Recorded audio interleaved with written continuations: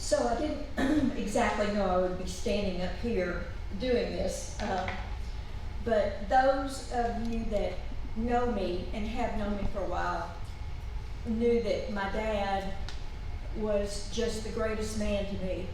And I'm an only child, so this kind of comes from the heart. I'm just going to give you very brief about my dad. He grew up in Morrisburg, attended Morrisburg School, was one of 4 boys in the Depression. So lots of nights he went home hungry and didn't have supper. My granddad was a coal miner over in Kentucky. My grandmother did the best she could. But those days were really hard. I'll tell a little bit of a humorous story that he liked to share. They took their lunch every day from school back then. So Dad took his lunch and he either had a slice of bread or an apple for lunch. And they hung their lunch bags on a little hook outside the classroom and then went in to learn. So he came back out and he noticed that the bag next to him was really heavy and kind of plump. So he told me, he said, the only thing I've ever regretted in my life, he said, I took that lunch. He said, I ran outside, got under a tree to eat it. And he said, I looked over and at another tree was the boys whose lunch he had taken. Grinning so big, so happy. So he said, I opened my bag. He said, I was so excited to see what was in my bag. It was a hickory nut and a hammer.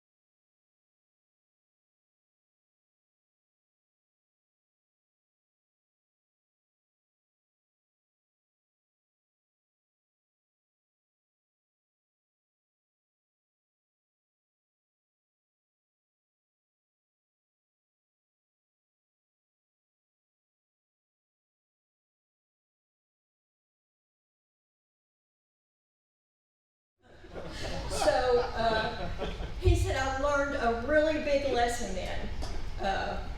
But amongst all of that strife, he was the salutatorian of Rogersville High School. Never hit a lick of books in his life. Was one of those very lucky people that could read something and it was just photogenic. He went on to become a very successful businessman. We owned 3 department stores, 2 in Kentucky, 1 in Tennessee at one time. He helped start a bank here in Rogersville, was an active member with the Downtown Association, the Chamber of Commerce, and I'm very, very proud to call him my dad. A couple of years ago, Dad passed away, not quite been 2 years, and he passed away at 96. He always strove for that 100 because his dad was 99 and a half when he passed away. So he was really hoping to make it that far. But up until his 94th birthday, Dad was driving around town golfing 18 holes, fishing for a week's fishing trip with Bill Jenkins at a fishing place. He was just not the norm. So anyway, the question came up, what am I going to do with Dad's car?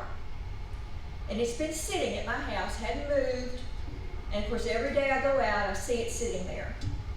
And Dad was a huge proponent of education. He always told me, education is the key to everything.